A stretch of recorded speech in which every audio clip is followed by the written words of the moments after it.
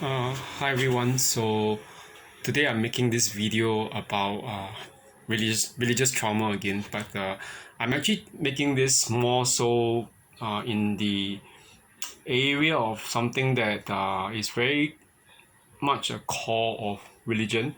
Okay, especially fundamentalist religion. So this aspect of perfection and perfectibility. So I'm actually trying to collect my thoughts because actually I just drank a bit of alcohol, I'll be honest. And I'm trying to go to sleep early today because I have something tomorrow afternoon. So, and I'll be working through the afternoon and also the evening. So, yeah. But anyway, so I just wanted to make sure that I actually touch base on this. The whole idea of perfection and perfectibility is something that I think actually causes a lot of trauma for those following any form of religion, and this is actually a potential form of trauma. I'm not trying to say that it is a must for you to live whatever faith tradition that you are in, but if you were to think about it, this actually goes back to what I've said some time back about the whole conundrum, the whole contradiction concerning grace and works that is actually extant in especially Christianity. So, on the one hand, you say that you are chosen by God by His grace, and yet on the other hand, you're saying that that without having any works to authenticate or to verify that grace, I'm probably saved. So, what exactly is it? Just grace alone, or is there any works involved as well? And as an aspect of this whole contradiction, or even the whole inextricable relationship between grace and works, very often there is like a pressure on some people, actually a lot of people, especially those who are in a fundamentalist religion. They will always find that there's a pressure to actually meet up a certain standard, and there is always that sense that they don't quite actually match up.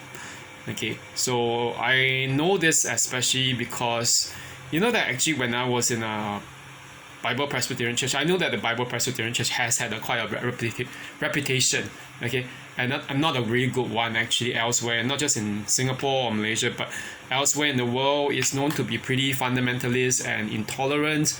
Right now, when the whole atmosphere of Christianity around the world, including Catholicism, is moving towards ecumenism. Okay, ecumenism meaning the idea that the faith is to actually engage other people, including people of other faiths, and to engage in dialogue so that there can be greater dialogue and fostering mutual acceptance without trying to dogmatically veer into the whole area of mutual intolerance or violence.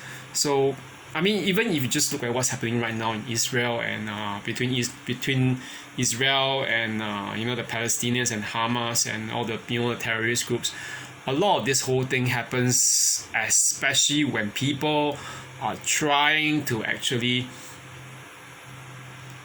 use a particular part of their faith, to verify, their whole worldview and the whole experience, and to say that others don't exactly have a right to do this, to have that right of ancestral land. So yeah, this is the whole problem, and I think this, if you want to just extend into the area of personal private life, so or personal private practice of faith, this actually also is pretty. I think it's pretty distressful for most people.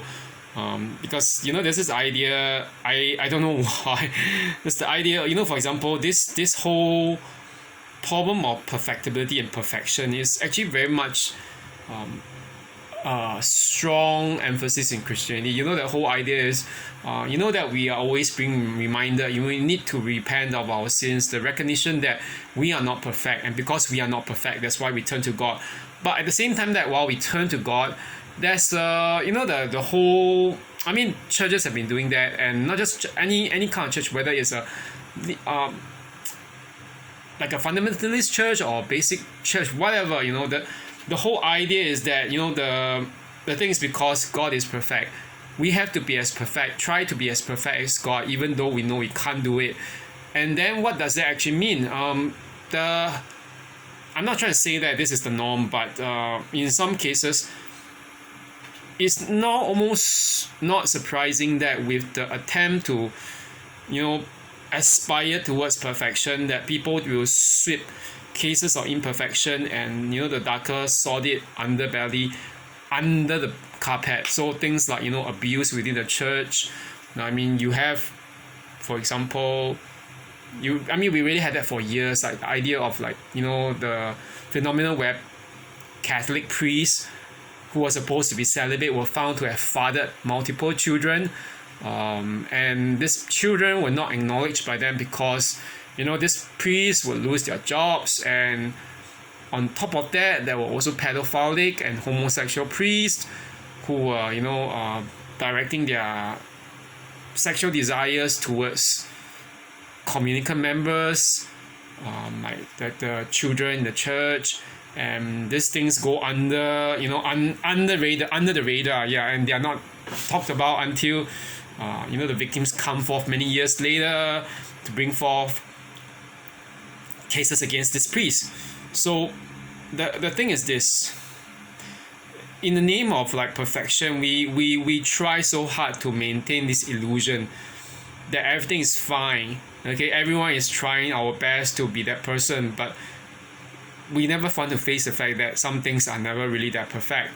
And the things is, for example, in the cases where people are caught up in, the most obvious case is the case of forgiving someone who is abusive. For churches which are almost in denial of this, they try so hard to force the victim, like it could be the wife or the husband who has been abused by the other half, to actually go back into the relationship and so-called practice the higher path meaning forgiveness of the abuse and the abuser, and to reconcile. But we know, in all honesty, abuse normally doesn't actually get better, because if they have been doing it for a while, and they will probably continue to do it again and again, and abuse almost always escalates. The social data always shows that. So, and then with this whole idea of perfection, it leads them to suppress the whole truth. And beyond the suppressing of truth, there's also this idea that, of course, it's not a psychological disorder, it doesn't exist, it's all just in our head, and people can change for the better if we do some exorcism and blah blah blah, which obviously isn't the case. So it's almost like a very delusional idea. So I'm not trying to say that we can't do it, we can't strive towards being better, but I think that we need to realize this: perfection is impossible in this world. It never will happen. And the whole idea that the churches have of this so-called perfectibility complex is, some of them actually end up putting up certain standards for members which are almost seemingly unreasonable. You have extra biblical things and rules, which of course cause a lot of trauma, and it makes it look like you're not really exactly following a religion, but you're or following a code of belief, but you're actually following the rules of a military camp. Okay, so like for example, some churches say, oh, you can't watch movies. We ban Marvel, we ban Harry Potter. Why do we do that? Because it's satanic. Or like, huh? Where in the Bible did it say that watching a movie or watching a performance was satanic? And where? Even among church fathers, it wasn't exactly unanimous that all these performances were basically evil. Okay, there wasn't a unanimous basically agreement. Of course, there were church fathers like Tertullian during the second or third century who were kind of opposed to this idea of entertainment like drama and performance. But in subsequent periods, we know too that the church actually had a lot of liturgical drama and plays. Obviously, that was the Passion plays and also the Corpus Christi plays, and all this were a very vital part of the faith and the life of people in Europe. Okay, so without all this, now no one will really know their faith or what they believe very well. So this whole idea of perfectibility is actually a very problematic one, especially in Christianity and in fundamentalist religion, because the whole thing with abusive relationships is that we know that in abusive relationships, the abuser will always set up a standard. The standard is actually always pretty high. And while the abused victim is being forced and pressurized to fit in with the standard, okay, by the time that he or she has fulfilled that standard, okay, by the time he or she reaches that, the boundary or the limit at which it was supposed to be fulfilled, then he or she, the abused victim, will find out at the same time that this boundary is being shifted again. This so-called goalpost, okay, and what this goalpost, the shifting of the goalpost leads to is the constant sense that they never match up. They will never match up. Okay, this was exactly what happened to me when I was in the Bible Presbyterian movement. The whole idea of perfectibility. Yeah, you say that, okay, being fundamentalist means that we focus on the basics of, living a life that's holy and pleasing to God. But what happens when this so-called holy life keeps on, being pushed back and back and back in terms of the, the goalposts, such that there are more and more things that we are not supposed to do and we should be doing, and it becomes a rule book more than anything else. Okay, and this really very dreary life, I do not know how that kind of life can be lived. Okay, but some people say, no, this is how you're supposed to do it. I find it very hard to do so.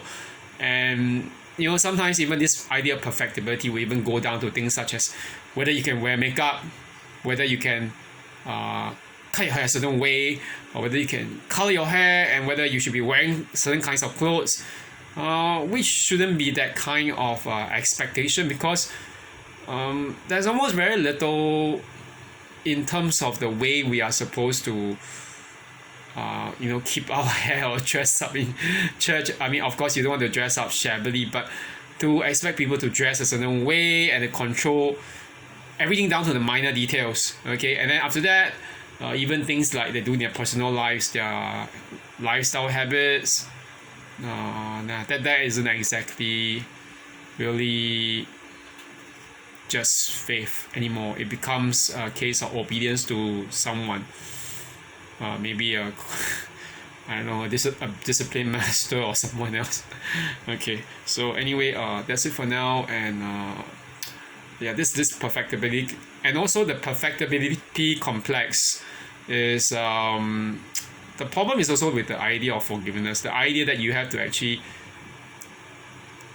so-called take the higher path, as I said. The higher path is, so does it mean that we have to automatically forgive everything, including abusers who are unrepentant?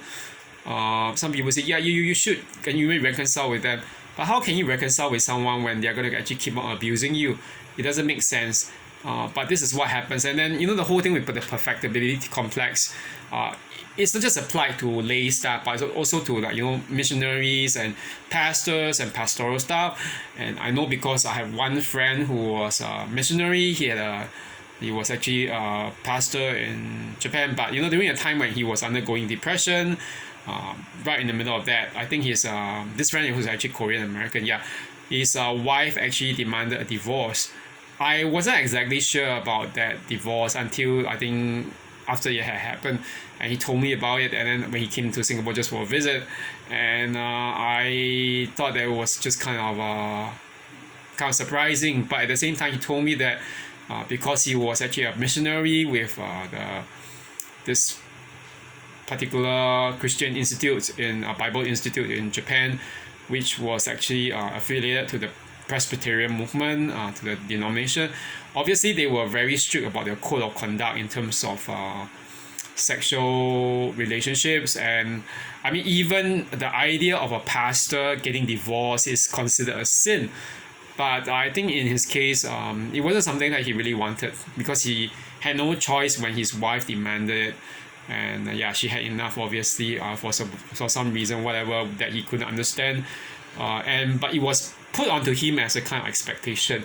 And with all this kind of limits, this kind of goalposts, it makes it look so obvious that in the end you realize you can never match up. Okay, you'll never feel good enough. So you'll always be dirty, filthy rags. And this actually definitely affects some people, especially people who are very sensitive and more, empathetic towards other things. And there's a sense that they don't deserve anything. Okay, and that's why it becomes traumatizing. Okay, but yeah, I hope that no one actually has to end up feeling that way, because we are made precious and beautiful in God's sight, regardless of what was said. And even if we are dirty, it's not because God made us dirty, but because of something that happened, like some mistakes that along the way. But even then, God still loves us regardless of that. Okay, so anyway, that's it for now. And yeah, I'll continue to make some other videos, and yeah, and we'll talk a little bit more about all this again later on. And yeah, have a good one, everyone. Bye bye.